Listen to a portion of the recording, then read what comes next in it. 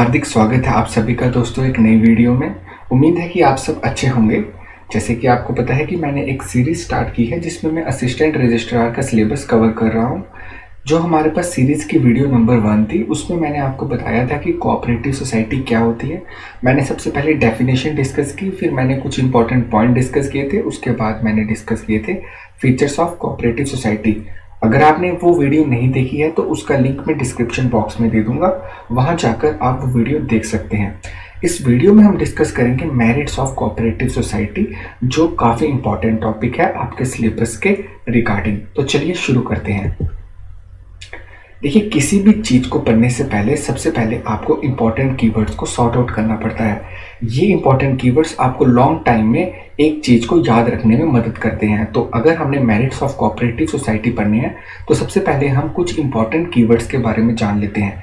मैं आपको ये एक एक करके इंपॉर्टेंट कीवर्ड्स बताऊंगा और उसके बाद मैं डिटेल में एक्सप्लेन करूंगा हर एक कीवर्ड को। तो चलिए शुरू करते हैं। तो सबसे पहला जो कीवर्ड है वो है इक्वालिटी इन वोटिंग राइट्स। ये एक इम्पॉर्टेंट मेरिट है कोऑपरेटिव सोसाइटी का।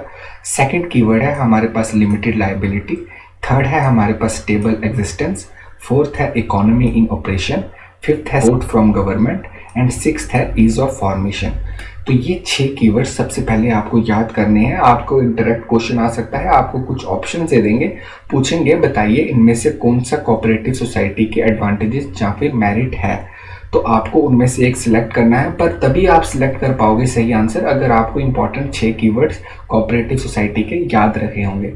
तो चलिए शुरू करते हैं। सबसे पहले हम कीवर्ड नंबर 1 को डिस्कस करेंगे। देखिए, जो फर्स्ट कीवर्ड है वो है हमारे पास इक्वालिटी इन वोटिंग स्टेटस।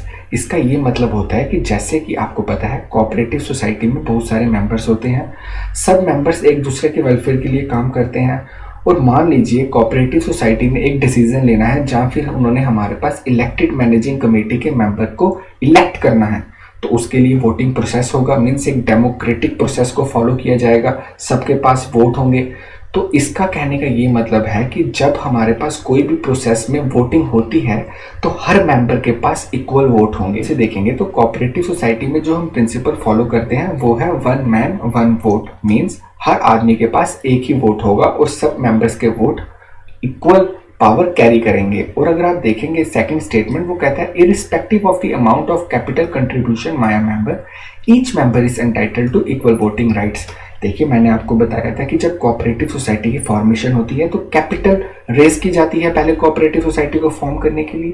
वो कैपिटल रेस कहाँ से की जाती है? जो मेंबर्स होते हैं कोऑपरेटिव सोसाइटी के वो ही मनी कंट्रीब्यूट करते हैं, वो ही हमारे पास कैपिटल को रेस करने में मदद करते हैं।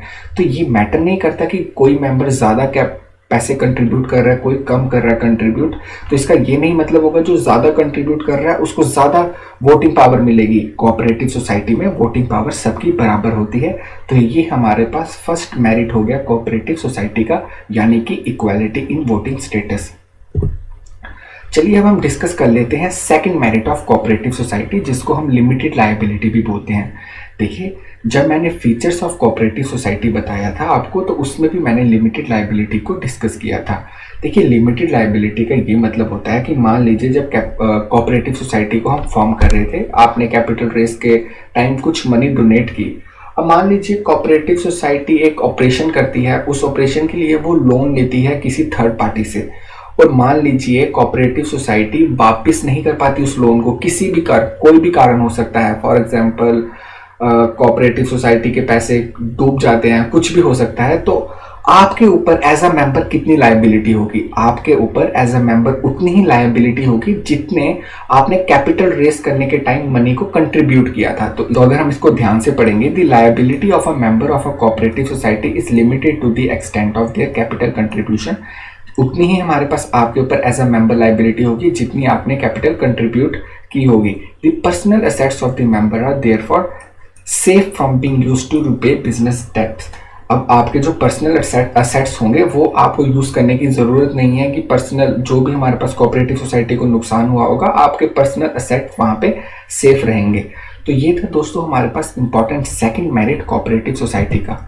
अगर आप थर्ड मेरिट की बात करेंगे तो वो है स्टेबल एग्जिस्टेंस। स्टेबल एग्जिस्टेंस का ये मतलब है कि हमारे पास किसी भी मेंबर की अगर डेथ हो जाती है या फिर कोई हमारे पास बैंकरप्ट हो जाता है तो कोऑपरेटिव सोसाइटी को उससे कोई भी फर्क नहीं पड़ेगा। कोऑपरेटिव सोसाइटी जैसे वर्क करती आ रही थी वैसे ही वर्क करती रहेगी। तो मतलब ये मैटर नहीं करता कि आपके एक दो मेंबर कोऑपरेटिव सोसाइटी को छोड़ जाते हैं, बस 10 से कम मेंबर कोऑपरेटिव सोसाइटी में नहीं होने चाहिए। जैसे कि मैंने आपको बताया था कि एक कोऑपरेटिव सोसाइटी को फॉर्म करने के लिए आपको मिनिमम 10 मेंबर्स चाहिए होते हैं।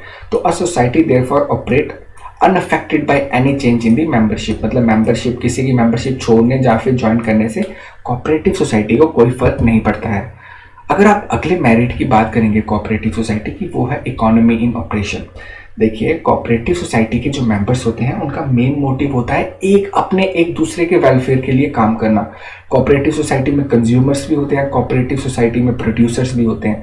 देखिए, किसी भी ऑपरेशन की कॉस्ट तब बढ़ती है जब हमारे पास मिडल मैन किसी भी ऑपरेशन में ज़्यादा हो। कोऑपरेटिव सोसाइटी का जो फोकस होता है उनका ये फोकस होता है कि मिडल मैन की एलिमिनेशन हो, जिसकी वजह से कॉस्ट रिड्यूस हो सके और आपको इजीली सर्विस हमारे पास प्रोवाइड हो सके। मीन्स जो हमारे पास मेंबर है उनको इजीली बेनिफिट हो सके और कुछ प्रॉफिट हो सके। तो अगर आप टेक्निकल डेफिनेशन देखोगे वो है the member generally offer honorary service to the society as the focus is on elimination of middleman. This help in reducing cost. The customers और producer themselves are member of the society and hence the risk of bad डेब्ट is lower. तो हमारे पास cooperative society का main मकसद होता है कम से कम पैसों में मेंबर्स के वेलफेयर के लिए काम करना। जो अगला मेरिट है कोऑपरेटिव सोसाइटी का दोस्तों, वो है हमारे पास ईज ऑफ फॉर्मेशन। जैसे कि मैंने आपको बताया था कि कोऑपरेटिव सोसाइटी की फॉर्मेशन के बाद उसको लीगल स्टेटस प्रोवाइड करने के लिए आपको उसको कोऑपरेटिव सोसाइटीज एक्ट 1912 के अंडर रजिस्टर करवाना होता है।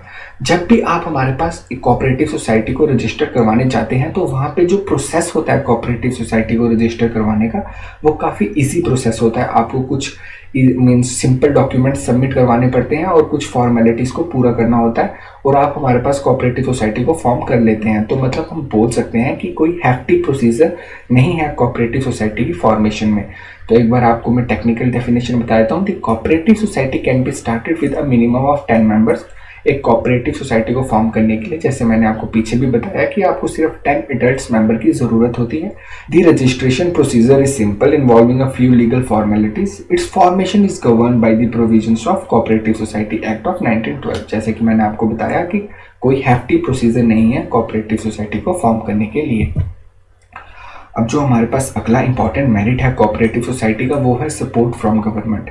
देखिए, कोऑपरेटिव सोसाइटी एक डेमोक्रेसी का आइडिया को प्रमोट कर रही है। मीन्स यहाँ पे जो मेंबर्स हैं उनको हमारे पास सब इक्वल हैं हमारे पास कोऑपरेटिव सोसाइटी में, और वो हमारे पास एक दूसरे के वेलफेयर के लिए काम कर रहे हैं या फिर सोसाइटी में वेलफेयर के लिए काम कर रहे हैं। इसीलिए गवर्नमेंट भी कोऑपरेटिव सोसाइटी को काफ़ी ज़्यादा सपोर्ट प्रोवाइड करती है। अब गवर्नमेंट कैसे सपोर्ट आपको प्रोवाइड कर सकती है? सबसे पहले आपको वो टैक्सेस कम लेगी आपसे, दूसरा आपको वो सब्सिडी प्रोवाइड करेगी। देखिए, सब्सिडी वो होती है जब आपको गवर्नमेंट सस्ते में कोई चीज़ बेचती है। अब सब्सिडी हमारे पास दो प्रकार की होती है, डायरेक्ट सब्सिडी और इनडायरेक्ट सब्सिडी। अगर आपको इसके बारे में डिटेल में जाना है तो कमेंट सेक्शन में ज़रूर बताएं, मैं अगली वीडियो प्रॉपर सब्सिडीज़ के ऊपर ही बनाऊंगा। आपको हमारे पास लोन्स में इंटरेस्ट रेट कम लगाएगी गवर्नमेंट। तो इसी तरह से कोऑपरेटिव सोसाइटी को गवर्नमेंट कई तरीकों से सपोर्ट करती है। तो दोस्तों, ये थे हमारे पास मेरिट ऑफ कोऑपरेटिव सोसाइटी, एक काफ़ी इंपॉर्टेंट है। सबसे पहले आपको अगर नोट्स चाहिए इसके, तो ये हमारे पास मैं स्लाइड्स पीडीएफ बना के अपने टेलीग्राम चैनल में प्रोवाइड कर दूंगा। टेलीग्राम चैनल का लिंक मैं डिस्क्रिप्शन बॉक्स में दे दूंगा, वहाँ से जाके आप टेलीग्राम चैनल को ज्वाइन कर सकते हैं और नोट्स को डाउनलोड कर सकते हैं और अपने खुद भी नोट्स बना सकते हैं। दोस्तों, अगर ये आपको वीडियो पसंद आई होगी तो वीडियो को लाइक करें, हमारे चैनल को सब्सक्राइब करें ऐसी और वीडियो के लिए। धन्यवाद।